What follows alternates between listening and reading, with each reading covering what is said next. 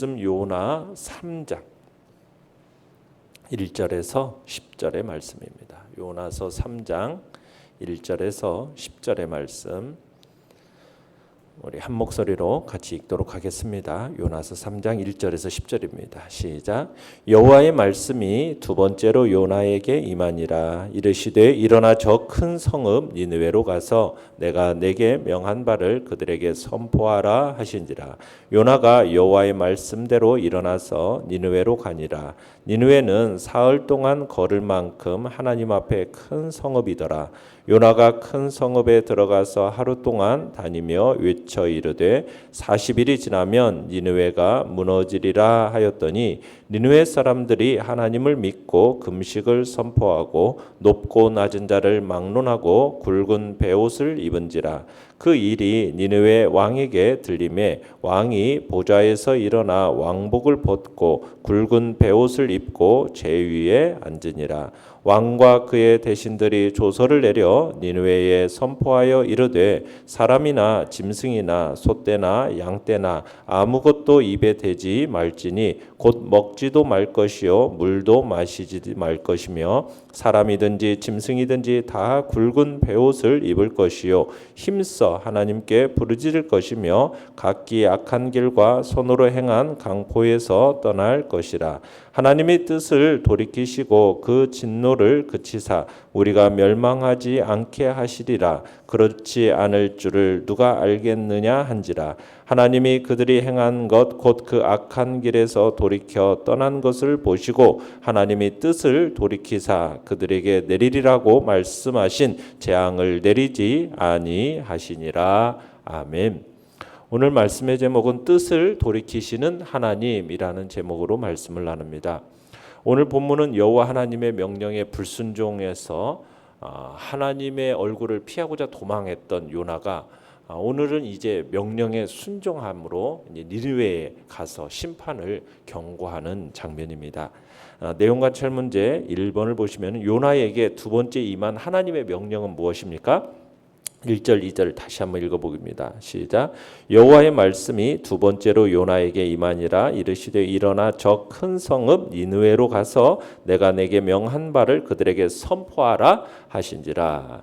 자, 앞선 1장에서도 요나에게 사명으로 주신 말씀, 그 말씀과 동일한 말씀의 내용이죠.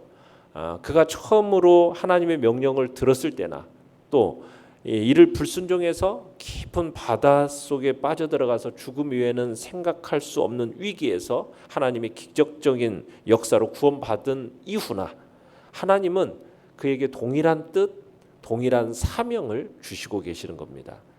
자, 그래서 3절을 읽어봅니다. 시작. 요나가 여호와의 말씀대로 일어나서 니느웨로 가니라. 니느웨는 사흘 동안 걸을 만큼 하나님 앞에 큰 성읍이더라. 자, 요나가 드디어 이제 하나님의 말씀대로 사명의 장소로 가게 됩니다. 자, 내용과 철문제 2번입니다. 요나가 하루 동안 다니며 외친 것은 무엇이며 그 결과는 어떠했습니까? 자, 4절 5절을 읽어보겠습니다. 시작. 요나가 그 성읍에 들어가서 하루 동안 다니며 외쳐 이르되 40일이 지나면 니느웨가 무너지리라 하였더니 니느웨 사람들이 하나님을 믿고 금식을 선포하고 높고 낮은 자를 막론하고 굵은 베옷을 입은지라. 자, 요나가 니느웨 성에 들어가서 이제 하나님의 명하신 말씀, 곧 40일이 지나면 니느웨가 무너질 것이다. 이렇게 하루 동안 다니며 외쳤어요. 그런데 니느웨는 며칠 길이라는 거예요. 3일 길을 걸어야 하는 거대한 성읍이었어요. 그런데 요나는 며칠 동안 했다고요? 그 사역을 기껏 하루 동안만 심판의 경고 사역을 감당한 겁니다. 어떻게 보면 이것은 요나가 니느웨가 회개하기를 원치 않았기 때문에 하나님께 불완전한 순종을 한 모습이다라고 볼 수가 있어요. 40일이 지나면 니느웨가 하나님의 심판으로 무너지리라. 이 경고는 그런데 아수르 사람도 아니고 이스라엘 사람인 요나가 전한 것이었는데도 불구하고 니느웨 성 전체가 뒤집고도 남을 정도의 놀라운 일이 일어납니다. 니느웨 사람들이 회개함에 있어서 하나님을 믿었음을 제시하고 금식을 선포하고요. 높고 낮은 자를 막론하고 굵은 베옷을 입었다라고 얘기합니다. 자, 그러더니 6절을 읽어봅니다. 6절 시작. 그 일이 니느웨 왕에게 들림에 왕이 보구자에서 일어나 왕복을 벗고 굵은 베옷을 입고 제 위에 앉으니라. 자, 요나의 이 하나님의 심판과 경고의 말씀의 선포로 인해서 백성들은 지위 고하를 막론하고 막 자기를 부인하고 금식하고 굵은 베옷을 막 입고 회개하기까지 이르렀잖아요. 자, 이런 백성들의 동태와 근황이 누구에게 전달됩니까? 아수르 왕에게 전달되었는데, 이것을 전해들은 아수르 왕도 어떤 일을 해요? 자신의 위엄의 상징인 보좌로부터 일어나더니 왕복을 벗고, 그죠? 백성과 함께 베옷을 입고 제위에 앉아서 이 왕도 회개를 하더라는 거예요. 그 역시도 하나님 앞에 자기의 죄를 돌아보고 하나님의 자비와 긍휼을 구하더라는 거죠. 그러면서 또 7절 8절을 읽어보겠습니다.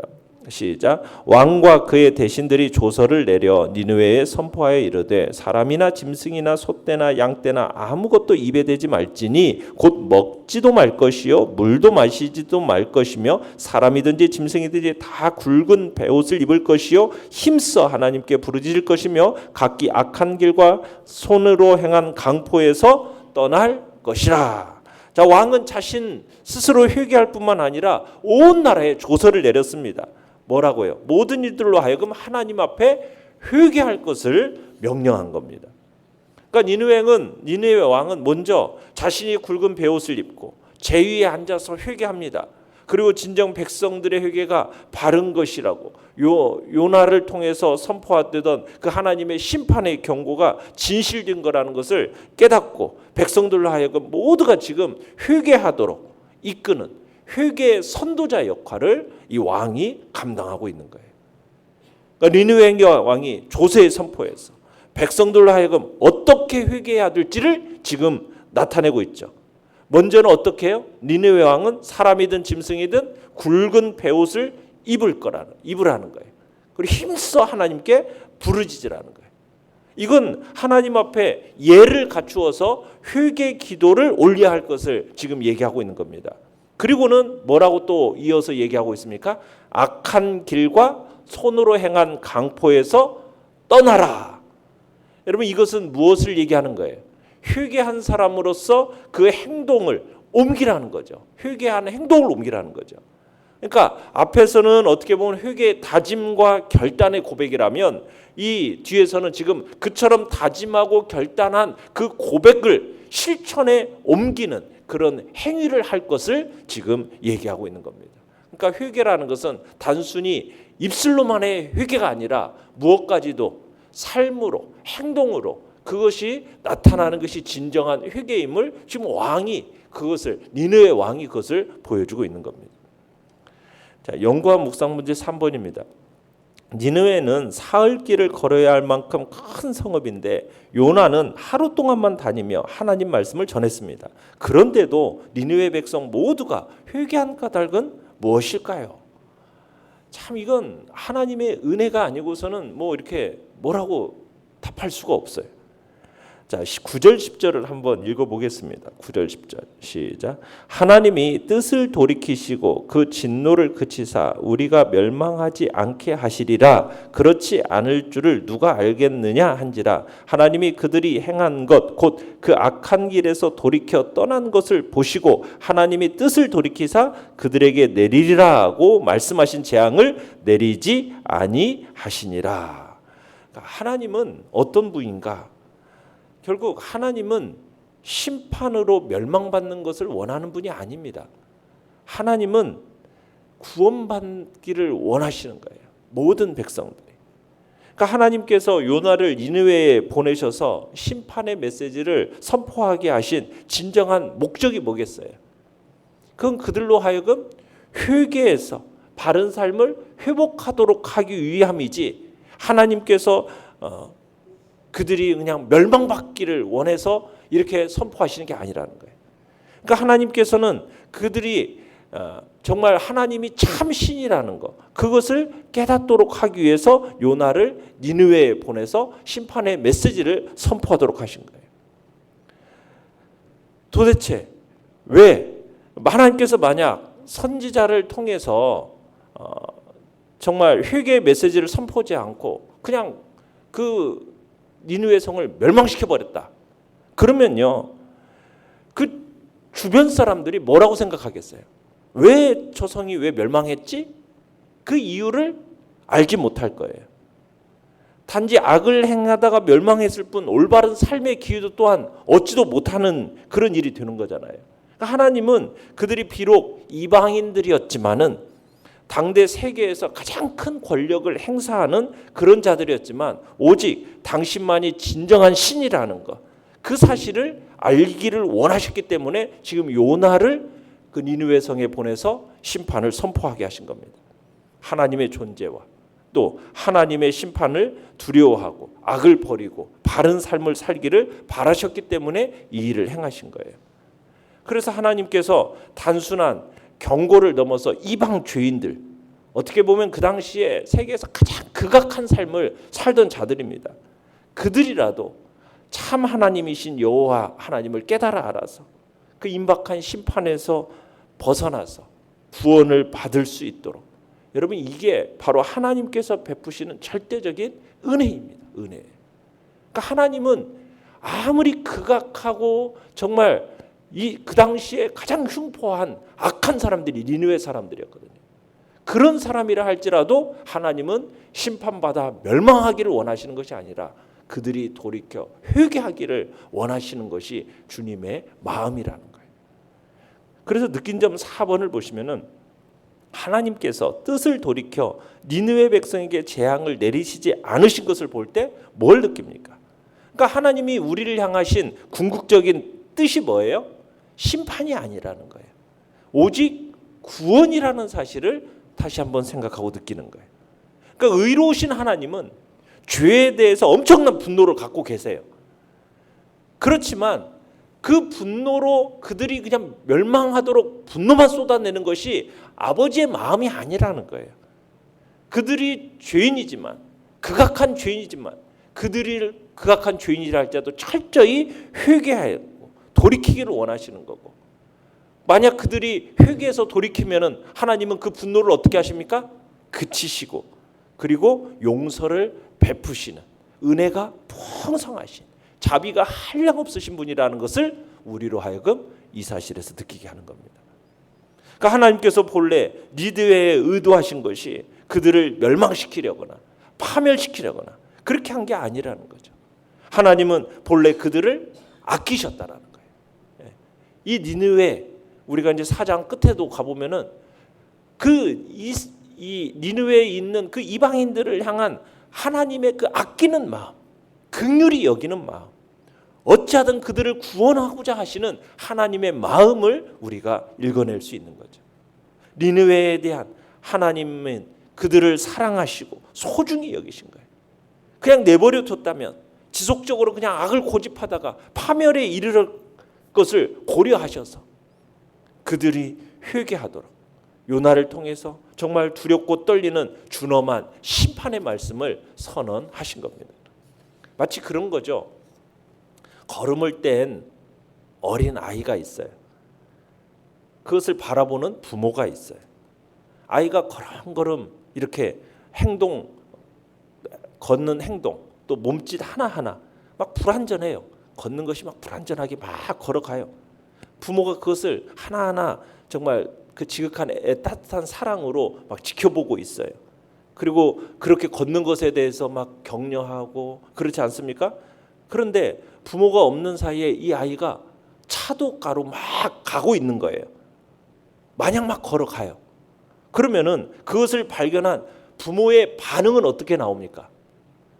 그 전에는 정말 밝게 웃는 얼굴로 막 사랑스러운 얼굴로 막 하다가 차도를 향해서 가고 있는 그 아이를 향해서 부모의 얼굴빛과 목소리가 어떻게 변하죠? 막 그 아이를 막 다그치면서 소리 지르면서 불러댈 거 아니겠어요? 왜요?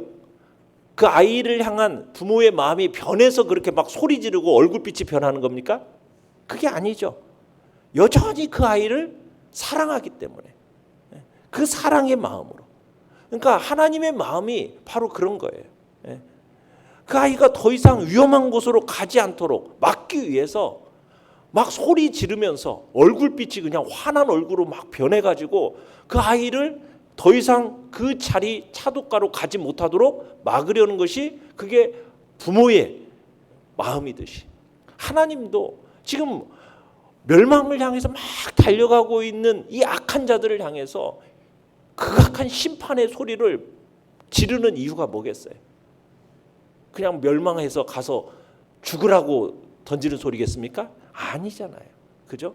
그만큼 하나님의 그 뜨겁고 애절한 사랑의 발로에서 그런 심판의 말씀이 나오고 있다라는 거예요. 마찬가지로 하나님께서는 우리의 삶의 자리에서도 신실하게 한결같이 이 사실들을 이루어가고 있다는 사실을 우리는 기억하고 그런 신앙의 안목을 가지고 볼 줄 알아야 된다는 거죠.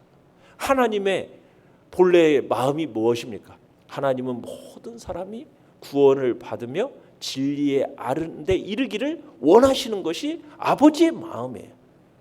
모든 이들이 구원받기를 원하시는 거예요. 그래서 그들을 격려하시고 사랑하시고 위로의 축복을 아끼지 않는 것이 아버지의 마음이라는 거죠.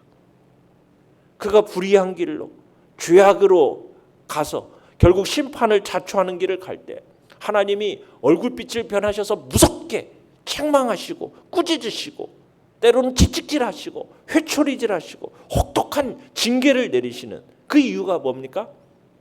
완전한 파멸을 막 경고하시는 이유가 뭐겠어요? 그들을 향한 사랑의 마음이기 때문에 그렇게 하시는 거죠.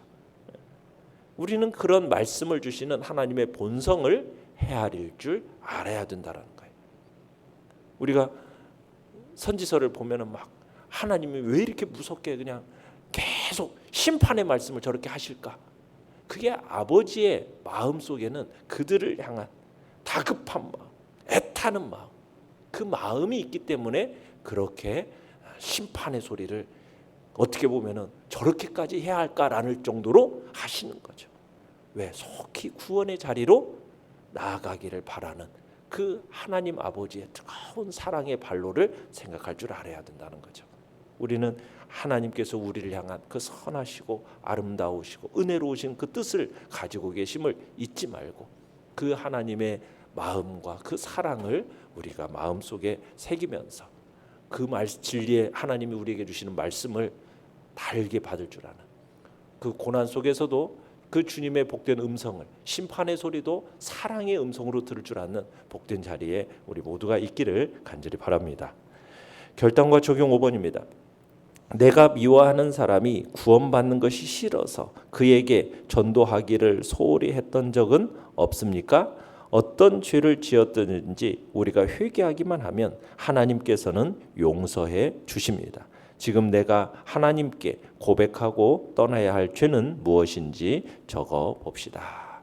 우리가 하나님 앞에서 주님의 그 사랑의 마음이 어떠한 마음인지를 또 우리가 생각하면서 주님 앞에 철저한 회개 속에 또한 영원한 멸망을 향하여 가고 있는 저들을 긍휼히 여기는 마음으로 또 이번 설날도 그들에게 하나님의 구원의 소식을 전하는 복된 자리에 서겠다라고 결단하는 귀한 시간이 되시길 바랍니다.